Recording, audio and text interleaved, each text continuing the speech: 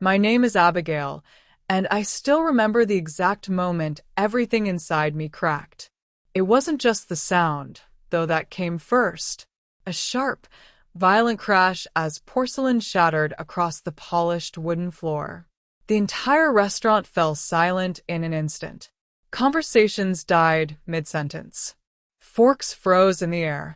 Even the soft music seemed to disappear. But louder than the noise was the way everyone looked at me. I sat there, stunned, staring at the broken pieces of what had been my dinner just seconds before. Sauce splattered across my dress, warm and humiliating, slowly soaking into the fabric. My hands trembled in my lap, but I couldn't move. Across the table stood Lillian, my daughter-in-law, her face twisted with something between anger and disgust, like I was something she had accidentally stepped in. Beside her sat Daniel, my son, my only child. He didn't look at me.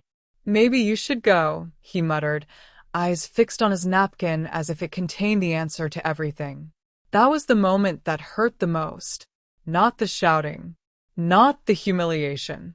Not even the broken plate. Him. I was 62 years old, and in that moment, I had never felt smaller in my entire life. I hadn't expected the evening to turn out like that. Actually, I had expected the opposite. When Daniel called me a week earlier, I thought something had finally changed. His voice had been calm, almost warm. "Mom, we're going out Friday. You should come." Just like that. No hesitation. No distance. No rushed tone like the past year. So I believed him. I spent hours getting ready that night. I chose my best dress, the deep blue one I hadn't worn in years, the one that still reminded me of better times. I even put on the delicate silver bracelet my late husband had given me before he passed. I looked at myself in the mirror longer than I should have, trying to see if I still looked like someone worth inviting. The restaurant was far nicer than anything I would normally go to. Soft lighting, white tablecloths, quiet elegance in every corner. The kind of place where everything feels expensive, even the air. I arrived early. I always do.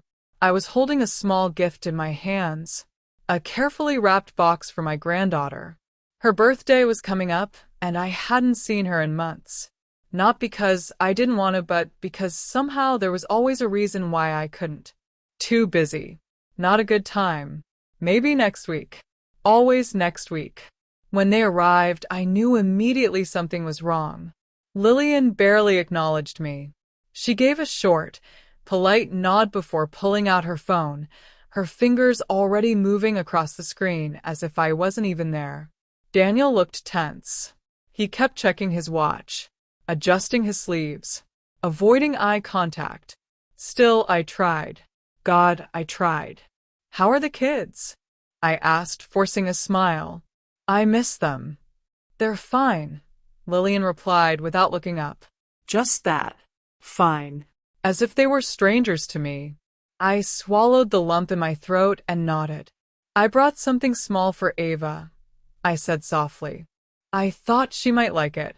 That's when Lillian finally looked at me, and I immediately wished she hadn't. Her eyes were cold, sharp. "We told you already," she said flatly. "She doesn't need more useless things." The words hit harder than I expected. I glanced at Daniel, hoping, just hoping, he would say something. He didn't. I should have left then. Looking back, I know that. But when you spend your life holding on to something, even when it's slipping through your fingers, you don't let go easily. "I just thought," I began quietly. "You always think you know what's best," Lillian cut in, her voice rising slightly. Daniel shifted uncomfortably. "Lillian, maybe." No, she snapped. I'm tired of pretending everything is fine. My heart started pounding. The room suddenly felt too small, too quiet, too aware of us. "She's been doing this for years," Lillian continued, now fully focused on me, trying to insert herself, trying to control everything. "I'm not trying to," I whispered. You are, she interrupted. You always have been. I looked at Daniel, confused, desperate. Daniel, what is she talking about? But he still wouldn't look at me. It's just complicated, Mom, he said. Complicated. That word echoed in my head like a verdict. Then came the moment, the one I'll never forget. The waiter had just placed the plates in front of us. I hadn't even touched mine yet. I reached out slightly, trying to steady myself, maybe even reach for Daniel's hand. Sweetheart, I don't understand what's happening. And then, everything exploded. Lillian stood up abruptly, grabbed my plate, and threw it to the ground. The sound was deafening. You shouldn't have come, she said. Silence. Absolute silence. Every single person in that restaurant was watching. I could feel it. Their eyes, their judgment, their curiosity. And I just sat there, frozen, broken. Daniel, my voice cracked. Please. But he didn't move. Didn't defend me. Didn't even try. He just sat there. Ashamed. Not of what had just happened, But of me. something inside me went quiet then. Not loud, not dramatic, just still. I slowly stood up, my hands shaking as I picked up my bag. I'm sorry, I said softly. I didn't mean to ruin your evening. No one stopped me. No one said a word. Outside, the air felt colder than it should have. I sat in my car for a long time before I could even start the engine. Through the window, I could still see them, Sitting. Eating. continuing as if nothing had happened, as if I had never been there at all. That was the night everything changed. I didn't know it yet, but it was the last time I would ever allow myself to be treated that way. I didn't sleep that night. I tried. I really did. I lay in bed, staring at the ceiling, listening to the ticking of the clock echo through the house that suddenly felt too large, too empty. Every time I closed my eyes, I saw it again.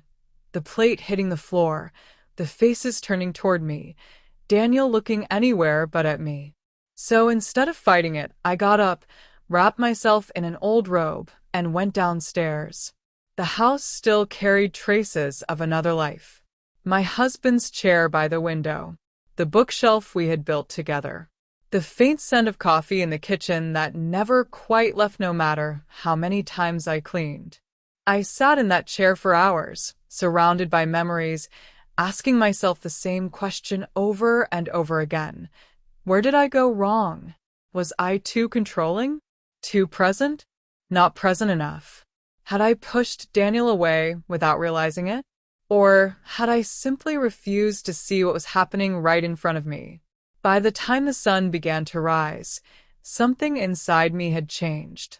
Not dramatically, not like in the movies. It was quieter than that.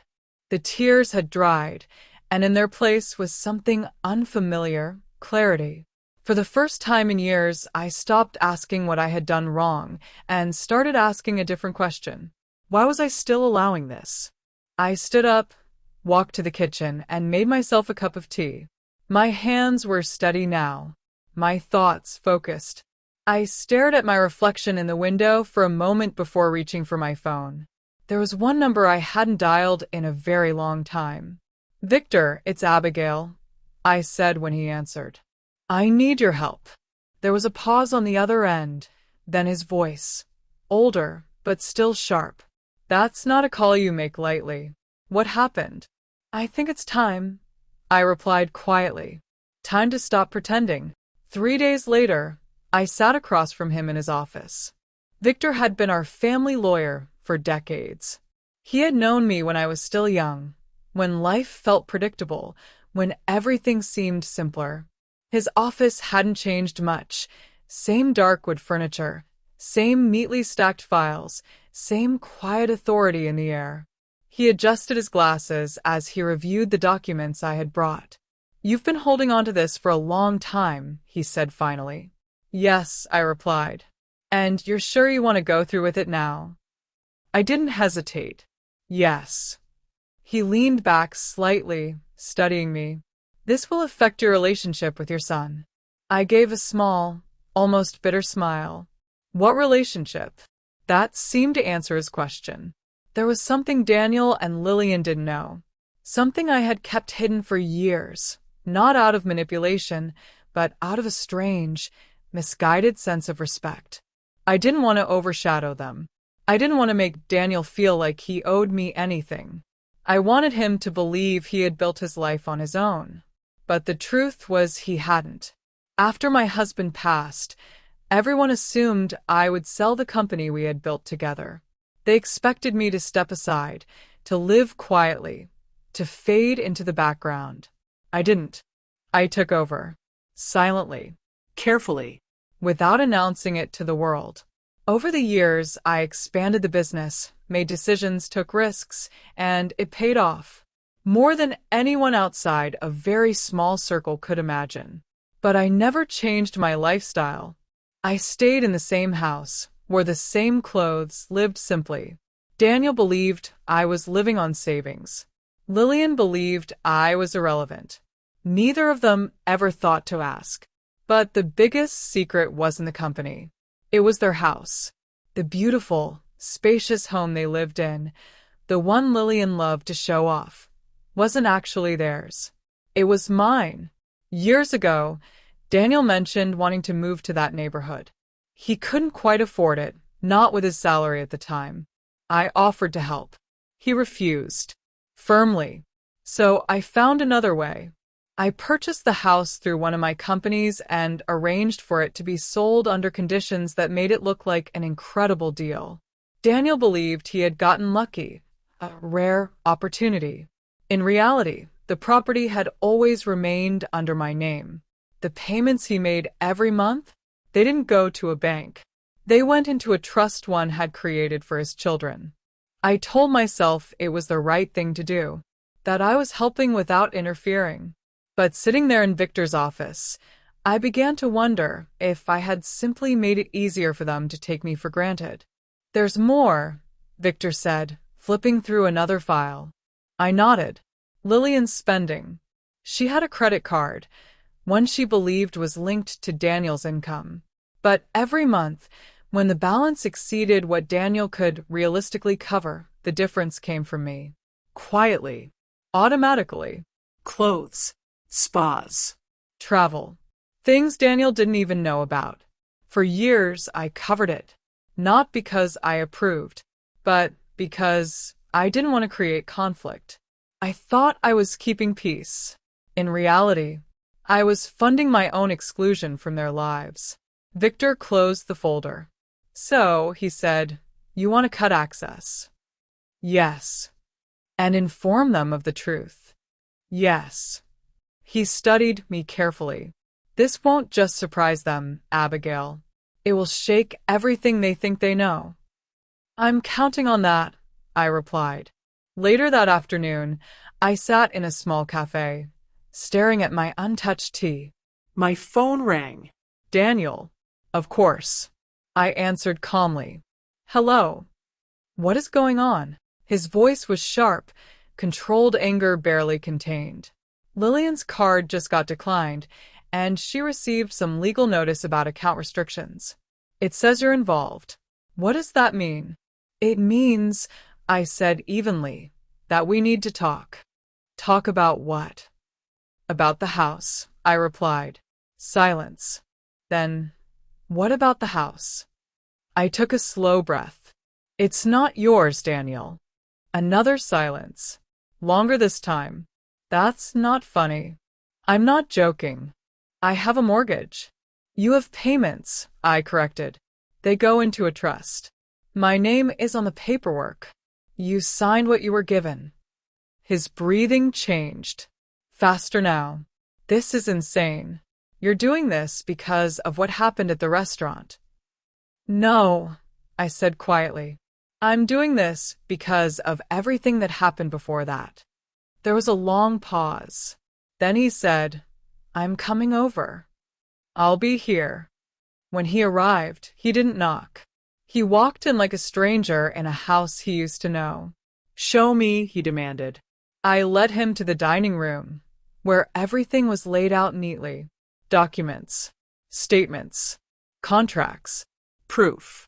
he went through them one by one, slowly at first, then faster, his face shifting from anger to confusion to something else, something closer to disbelief.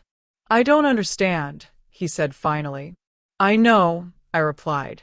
Why didn't you tell me? I looked at him for a long moment. Because you made it very clear you didn't want my help. He shook his head. That doesn't make sense. It does, I said softly. I thought I was respecting you. For a moment I saw it. Not the man he had become, but the boy he used to be. Lost. Unsure, looking at me for answers. And for the first time in years, he was actually seeing me. The next morning, I knew they would come together. Not because Daniel told me he didn't, but because I understood Lillian. She wouldn't let something like this go unanswered. Control was everything to her, and what I had done had taken that control away in a single move. So I prepared. Not emotionally, that part one had already faced, but practically. I made tea, set out cups, organized the documents again, even though Daniel had already seen them.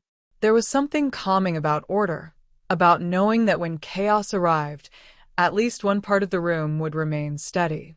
Right on time, the front door slammed. Not knocked. Slammed.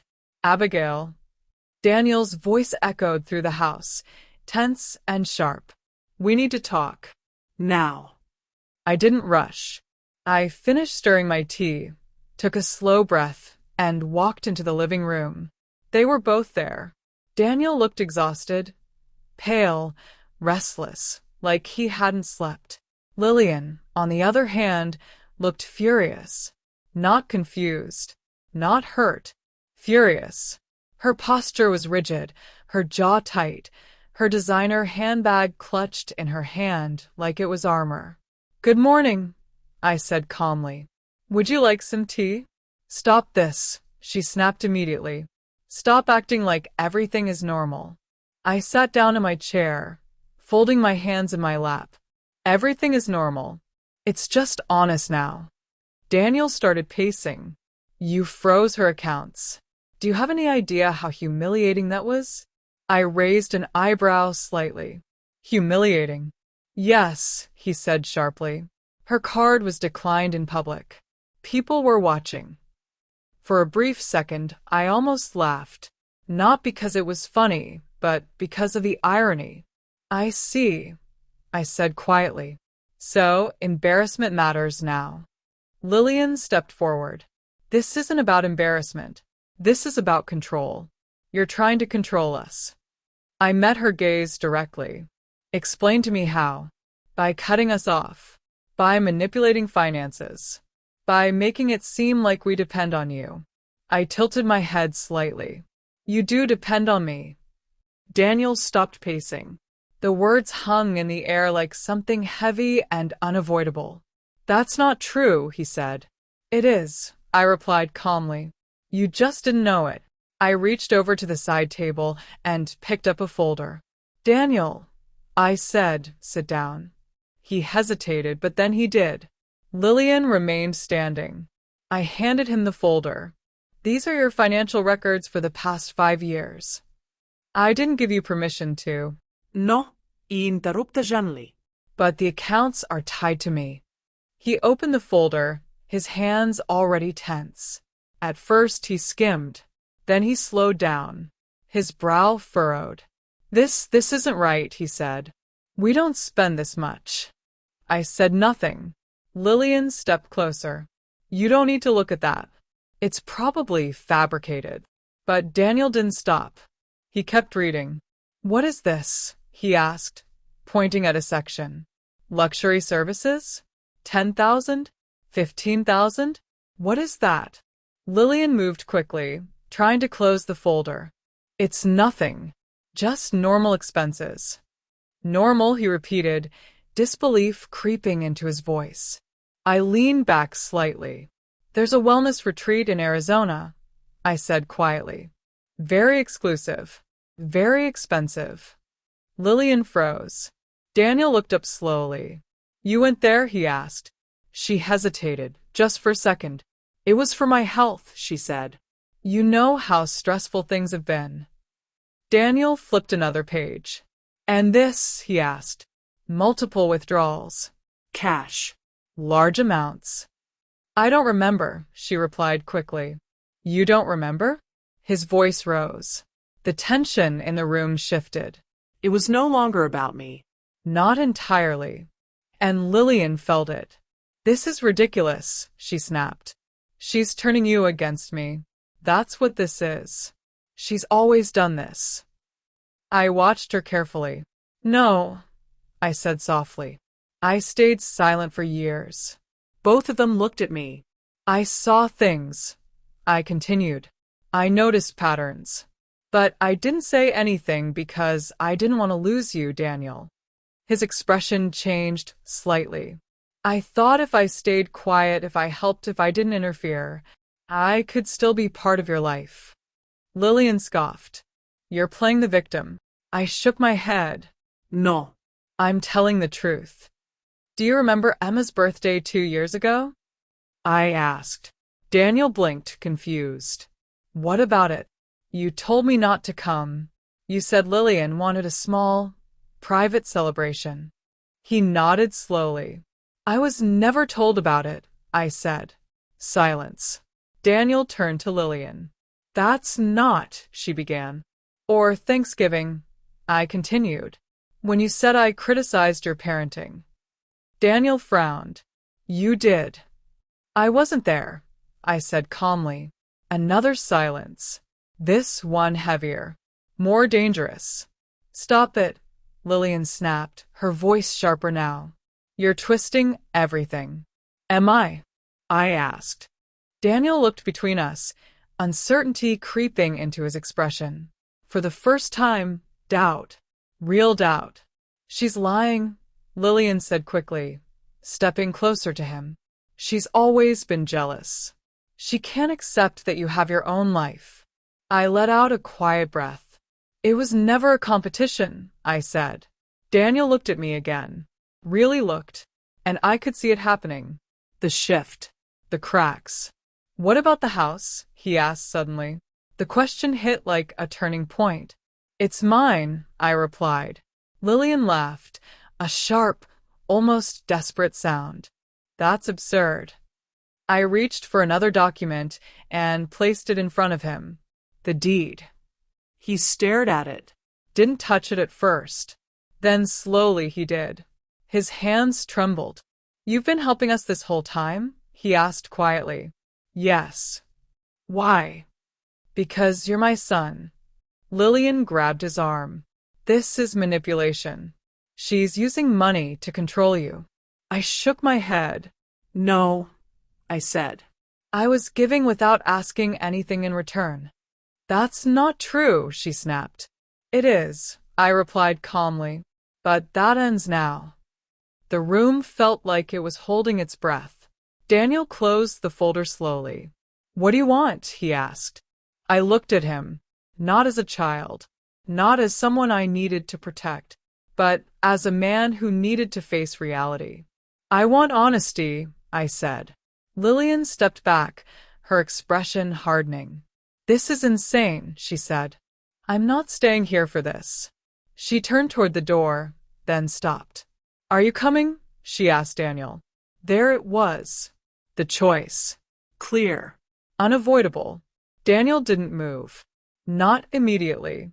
He looked at her, then at me, then back at the documents in his hands. I need time, he said. Lillian's face twisted with anger. Unbelievable. She walked out, slamming the door behind her. The house fell silent again. But this silence was different. Not empty, not cold, heavy but real. Daniel sat down slowly, his shoulders dropping as if something inside him had finally given way. I don't know what's real anymore, he said quietly. I nodded. I know. He looked at me, and for the first time in years, there was no distance. No barrier. Just confusion. And something else. Something fragile. trust beginning to return.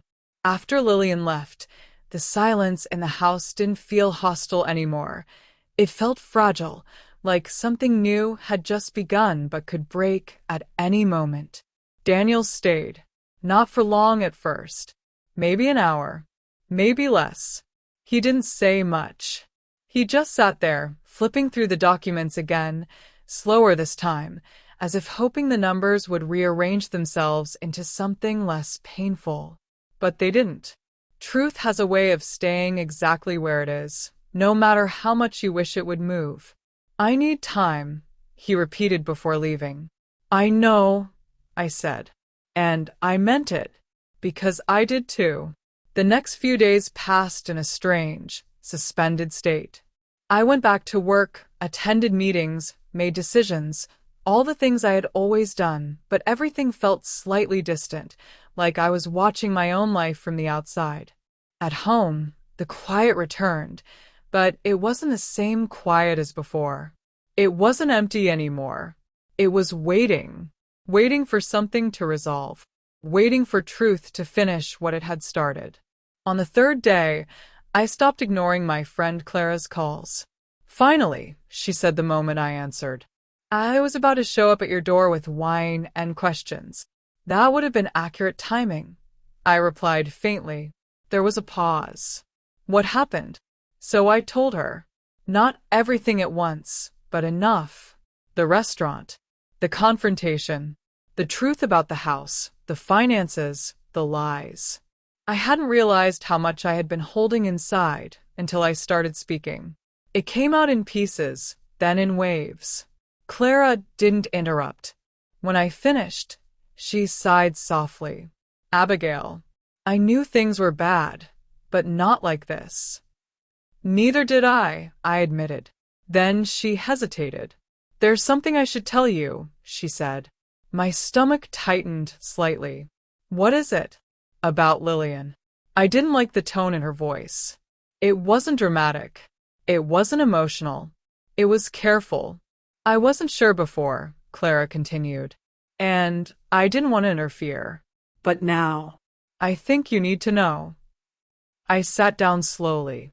A couple of years ago, she said, I saw her at a hotel. Not with Daniel.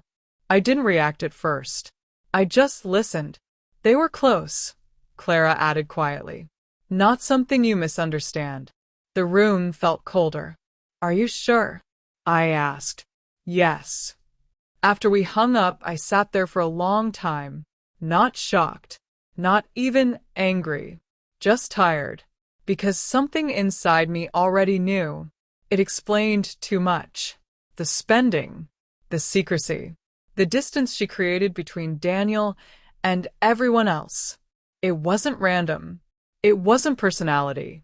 It was strategy. I didn't call Daniel. Not immediately. Clara had been right about one thing. Timing mattered. His world had already started collapsing. Dropping everything on him at once wouldn't help him see clearly. But I didn't have to wait long. That evening my phone rang. Daniel, can I come over? He asked. His voice was different. Quieter. Yes, I said. He arrived 20 minutes later. And the moment I saw him, I knew something had changed. His face was pale, drawn, like he hadn't slept at all. His movements were sharper, more controlled, the kind of control people use when they're barely holding themselves together. I found something, he said. no greeting. No small talk. Just that. He handed me an envelope.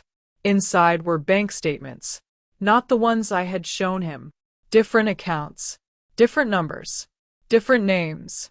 And one detail that stood out immediately, large transfers. Repeated. Consistent. Whose account is this? I asked quietly. Lillian's, he said. I looked up at him slowly. How much? I asked. He let out a hollow breath. Over 300,000. The number sat between us like something unreal. She's been moving money for years, he continued. Small amounts at first, then larger ones. Enough that I wouldn't notice all at once. I closed my eyes for a second, not because I was surprised, but because it confirmed everything. I hired someone, Daniel said suddenly. I looked at him. A private investigator. That surprised me. Daniel, I needed to know, he interrupted. I needed to know if this was just money or something else. His voice broke slightly on the last words, and in that moment I understood. He already knew the answer. What did you find? I asked gently. He didn't answer right away. Instead, he sat down heavily, running his hands through his hair. It's worse, he said finally. How much worse? He let out a short, bitter laugh. She wasn't just taking money, he said. She was planning to leave.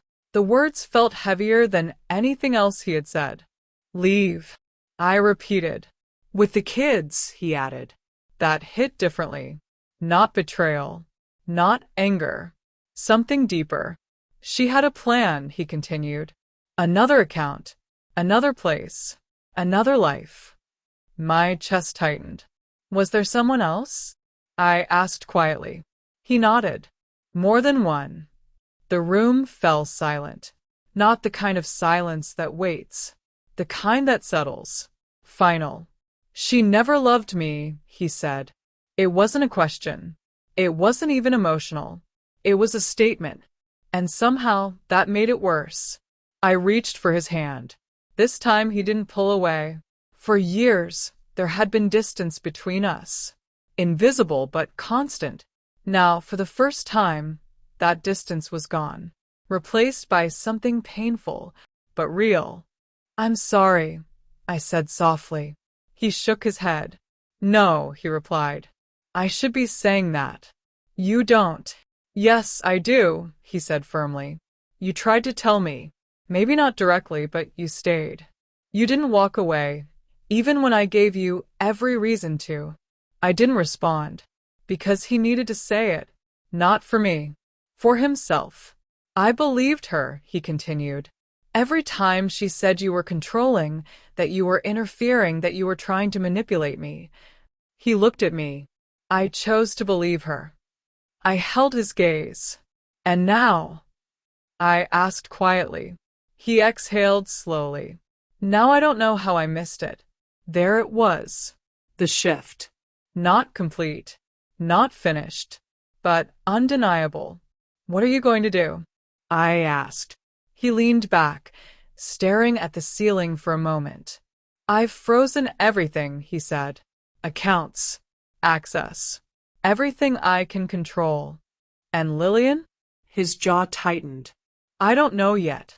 I nodded, because some decisions take time. Then he looked at me again, and this time there was something else in his expression. Not just pain, not just confusion. Something softer. Can I ask you something? He said. Of course. He hesitated, and for a brief moment, I saw my son again.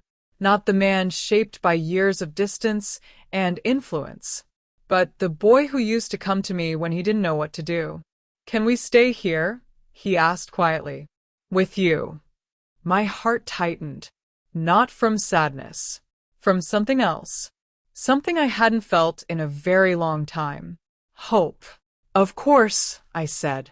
And this time, there was no hesitation. The house didn't feel empty anymore. That was the first thing I noticed the morning after Daniel asked if they could stay.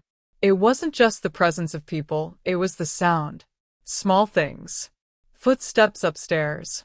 A door opening. The faint echo of movement where there had been silence for years.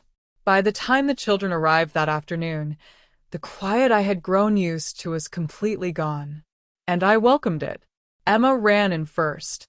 She hesitated for just a second when she saw me, like she was trying to remember if she was still allowed to be close. That hesitation broke something inside me more than anything else that had happened. Hi, Grandma, she said softly. I knelt down, and he was present, but distracted, watching the children, helping when needed, but often lost in thought. I didn't push him. I knew better than to rush someone who was rebuilding their entire understanding of reality. Healing doesn't happen on a schedule. One evening, after the children had gone to bed, we sat together in the living room. No television, No distractions. just quiet conversation. I filed for divorce, Daniel said. The words were calm, but heavy. I nodded. I expected you would. She's fighting it, he added.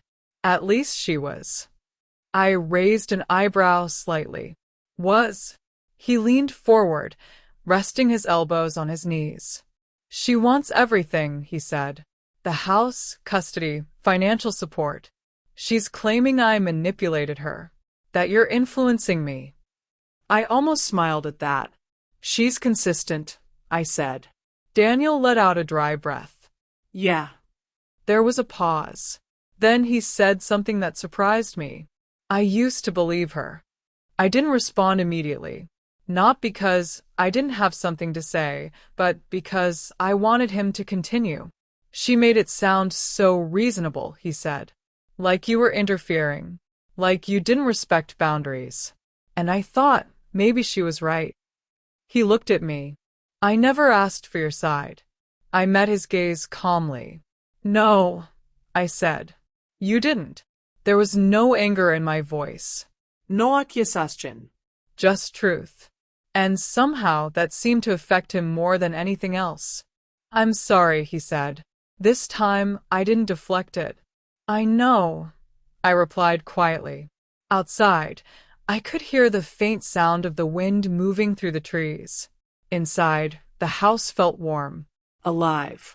Real in a way it hadn't been in years. The kids, he said after a moment. They've missed you. My chest tightened slightly. I've missed them too. She limited that, he admitted. I didn't see it at the time. I thought it was just scheduling. Or differences. I shook my head gently. Sometimes, I said, distance doesn't happen all at once. It happens slowly. So slowly you don't notice until it's already there. He nodded. The next few weeks settled into a rhythm. Morning breakfasts together. School drop-offs. Work calls. Evenings filled with small routines, homework, dinner, quiet conversations. It wasn't perfect, but it was honest. And that made all the difference. Daniel began to change. Not suddenly, but noticeably. He listened more. He questioned things he used to accept without thinking. And most importantly, he was present. Not just physically, emotionally. One afternoon, Emma came into my office while I was working. Grandma, she said, holding up a drawing. This is our house. I looked at it. 3 figures. Then 4. Then 5. All standing together. No distance between them. No, mommy. I asked gently. She shook her head. She's busy, she said. Children understand more than we think. They just don't always say it the way adults do. That evening, Daniel told me something else. She's losing ground, he said. Lillian. He nodded. The investigation uncovered more. Financial records. Travel. Things she can't explain. I didn't feel satisfaction. I didn't feel anger. I just felt clarity. What does that mean for the case? I asked. It means she doesn't have much leverage left, he replied. There was a moment of silence. Then I asked the question that mattered most. And the children? He looked at me. They stay with me. I nodded slowly. That was the only outcome that mattered. A few days later, I made a decision. One I had been avoiding for years. I stopped hiding. For so long, I had lived in the background, managing everything quietly, letting others take credit, avoiding attention. But that version of my life no longer made sense. Not after everything that had happened. Not after everything that had been exposed. I called Victor. I'm ready, I said. For what? He asked. To make everything official, I replied. No more silence. The announcement didn't take long. Within days, people knew. Not just within the company, but beyond it. Questions came. Reactions followed. But I didn't step back this time. I stepped forward. Grandma, you're famous, Jacob said one morning, holding a tablet. I laughed softly. I wouldn't go that far. But everyone's talking about you, he insisted. I looked at Daniel. He was smiling. Not the forced smile I had seen for years. A real one. You should be proud, he said. I met his eyes. I am, I replied. That night, after the children were asleep, we sat outside. The air was cool, the sky clear. For a long time, we didn't say anything. And for the first time in years, we didn't need to. I was wrong about a lot of things, Daniel said eventually. Yes, I said gently. He smiled slightly. I deserved that. I shook my head. No, I said. You needed it. He leaned back, looking up at the sky. I don't want things to go back to how they were, he said. They won't, I replied. Because they couldn't. Because the truth had changed everything. And once you see clearly, you can't go back to pretending. For the first time in a long time, I wasn't afraid of losing him. And that was something no amount of money could ever buy. 6 months can change everything. If someone had told me that before, I probably would have nodded politely and moved on. It sounds like something people say to make themselves feel better. But now I know, sometimes change doesn't come slowly. Sometimes it arrives all at once, breaks everything apart, and then forces you to rebuild from the ground up. And somehow what you rebuild becomes stronger than what you had before. By winter, our lives looked completely different. Not perfect, but real. The divorce process stretched longer than any of us wanted. Lillian didn't give up easily. She shifted strategies more than once, from anger to accusations to playing the victim.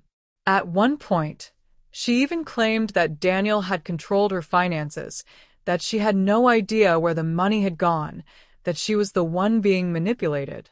It didn't hold. Facts have a way of standing still while stories collapse around them. The financial records spoke clearly. The accounts, the transfers, the inconsistencies. Everything she had tried to hide was now visible, undeniable, documented. Daniel handled it better than I expected. Not with anger, not with revenge, with distance. And that told me more about who he had become than anything else. The house, once a symbol of everything that had been hidden, was eventually sold. Not out of necessity, but out of choice. We don't need it, Daniel said simply. It doesn't represent anything good anymore. He was right. Some places hold memories. Others hold weight. And sometimes letting go of a place means letting go of everything attached to it. The children adapted faster than anyone. They always do. Emma became quieter at first, more observant, as if she was trying to understand the new shape of the world around her. Jacob, on the other hand, adjusted almost immediately, filling the house with energy, questions, and constant movement. But both of them felt safer. You could see it in the way they moved, the way they spoke, the way they laughed. Safety doesn't come from perfection. It comes from stability, from honesty, from knowing that the ground beneath you won't suddenly disappear. One morning in early December, Daniel walked into the kitchen holding an envelope. "It's from her lawyer," he said. I set down my cup slowly. "Have you opened it?" "Not yet." There was something in his expression, not tension, not anger. Something closer to anticipation. He opened it carefully, scanned the contents, then looked up at me. "She's dropping the custody fight." I didn't speak immediately. Sometimes silence is the only appropriate response to something that heavy. "She agreed to limited visitation," he continued. "Supervised." "And why now?" I asked. He handed me another document. A photograph. Grainy, but clear enough. Lillian. With someone else. Boarding a plane. "She's not even here anymore," he said. She's been living somewhere else for weeks. I looked at the image for a long moment, then set it down. She made her choice, I said. Daniel nodded. Yes, he replied. She did. The settlement came shortly after. It wasn't dramatic. No final confrontación. No emotional resolution. Just signatures. Decisions. Endings written in ink. Daniel chose not to pursue further action against her. Not because she deserved leniency, but because he understood something important. Dragging it out won't help the kids, he said. And he was right. Closure doesn't always come from punishment. Sometimes it comes from walking away. After everything was finalized, we sat together one evening on the porch. The air was cold, but not uncomfortable. The kind of cold that makes you feel awake rather than frozen. I've been thinking, Daniel said. I glanced at him. That's usually where things start, I replied. He smiled slightly. We should move. The word surprised me. Move. I repeated. Yeah, he said. All of us. I didn't answer right away. Not because I didn't understand, but because I wanted to be sure I heard him correctly. You mean together? I asked. He nodded. This house, he said, looking around, it gave us a place to rebuild. But I think we need something new. Something that belongs to all of us equally. I studied his face. There was no hesitation. No uncertainty. Just intention. You're sure? I asked. Yes. And you don't feel like you need distance? I added carefully. He shook his head. No, he said.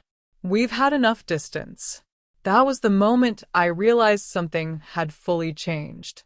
Not just in him. In us. We found the new house within a few weeks. It wasn't about size or appearance. It was about feeling. Open spaces. Light. A place where no memory felt heavy. Where nothing had to be explained. Where everything could simply begin. Moving day came quietly. No dramatic goodbyes. No lingering. I stood in the old house one last time, looking at the walls that had held decades of my life. Memories came, of course, but they didn't hold me there. They didn't pull me back. Because for the first time, I wasn't living in the past. Ready? Daniel asked from the doorway. I took a breath and nodded. Ready. The new house felt different immediately. Not because of the structure, because of the energy. The children ran through every room, claiming spaces, laughing, exploring. Daniel moved with purpose, organizing, building, creating order. And I felt something I hadn't felt in years. Lightness. That night, after everything had settled, I stepped outside alone. The air was quiet, the sky clear. Somewhere inside, I could hear faint laughter. And for the first time in a very long time, I didn't feel like an outsider in my own life. My phone buzzed. A message from Clara. How does it feel? I looked back at the house, at the lights, at the life inside. Then I typed. Like a beginning.